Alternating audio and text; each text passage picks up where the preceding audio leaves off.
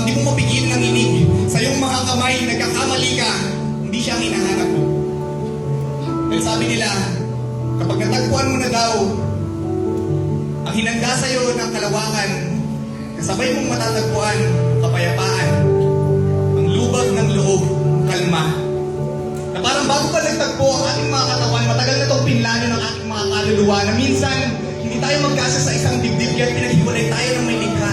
Para ba ng araw, kapag naikot ko na ng sapat na beses ang mga pader sa paligid nating dalawa, ang mga ito ay tutumba at sa wakas, pag humupa na ang sigwa, matatagpuan din kita. At matagpuan din kita, sana hindi ako nagkamali.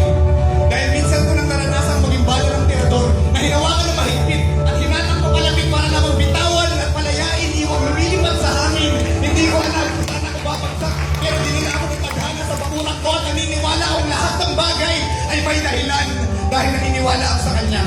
Sabay hawak ng tirador na bumuksa sa mga higati sa aking dibdib. Noong mga panahong wala pang lakas ang aking mga bisig, pero ngayon masasabi kong handa na ako.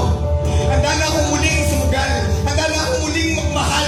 Handa na akong lumabas sa aking bangka. Kahit ilang beses na ako nagtangka at lumubog at nalunod sa sinungalingan ng ang pag-asa ay isang pagkasa na binubulag ako sa katotohanan. Alam ko na ang katotohanan ng pagiging nandito ko ngayon sa aking harapan na hindi ko kagagawan sa wakas.